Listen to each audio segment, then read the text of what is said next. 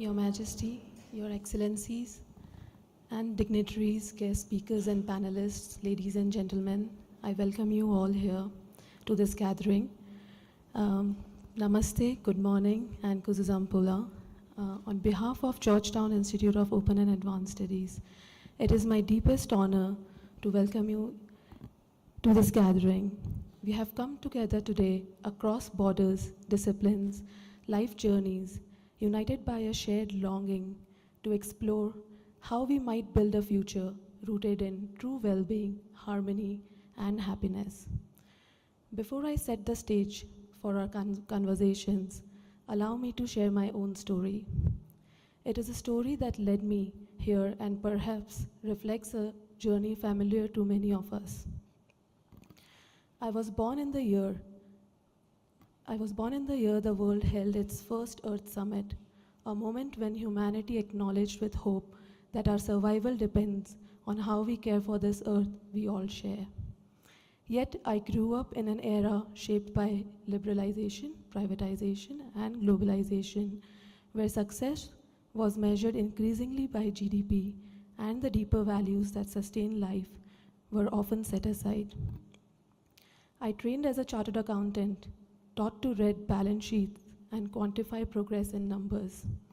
But even as I pursued material success, my heart longed for something more, for meaning, for purpose, for happiness that could not be found in any ledger.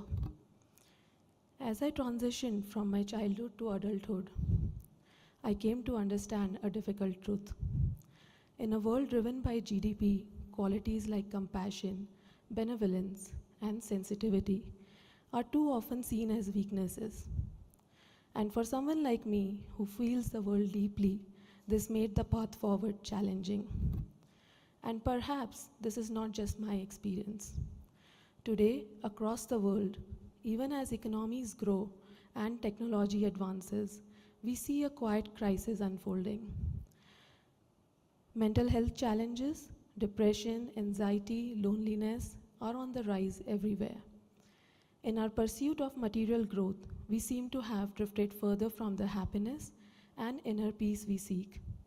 The need for a different way, a different measure of progress, has never been more urgent. It was during the pandemic that life offered me an unexpected gift. I found myself in Bhutan, sheltered here for 8 months. And in that stillness, I encountered gross national happiness, not as a lofty ideal, but as a lived reality. Bhutan showed me that another way is not only possible, it is necessary. That experience gave my life new direction and new meaning. When I returned to India, I could no longer walk the same path.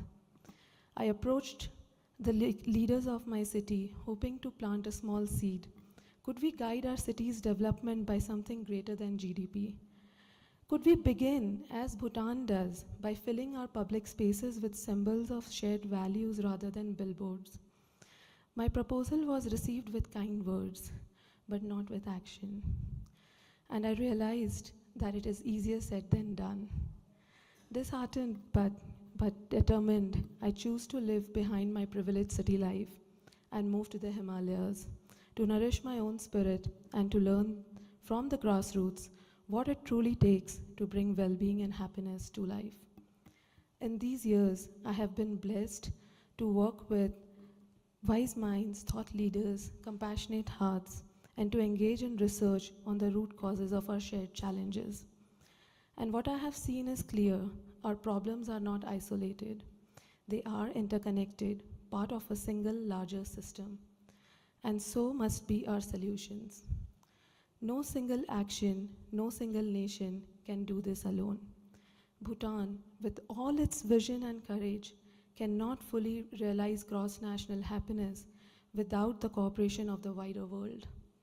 We are all interdependent. Each choice we make, each action we take, shapes our collective reality in every moment. And so this conference invites us to ask, how do we heal the disconnections within ourselves, within our societies, and between humanity and nature? Over the coming days, we will reflect on the true meaning of development, what it means to truly flourish. We will explore how self-awareness and self-realization can form the foundation of outer change. We will look at how education can nourish the whole human being, how mindful social codes and laws can foster justice and compassion, how enlightened design can bring harmony to our communities, and how technology guided by wisdom can help us bring cross-national happiness to life at scale.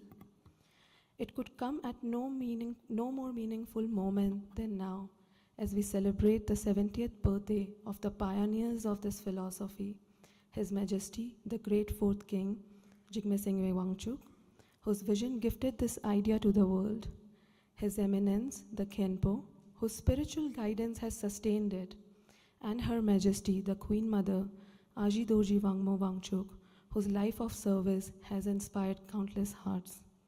Aji, I offer my deepest personal gratitude for your compassion, for your courage, and for being a beacon of hope to all of us who seek a better way. As we gather, let us also remember less than 20% of the Sustainable Development Goals have been fulfilled globally. The need to act is urgent, especially in Hindu Kush Himalayan region, where the stakes are so high and where the world looks for leadership rooted in wisdom, compassion, and courage. As we open this conference, I offer its merits to the cause of the well-being and enlightenment of all sentient beings. May our efforts here together help create a world where happiness is not a privilege but is available to all. Thank you.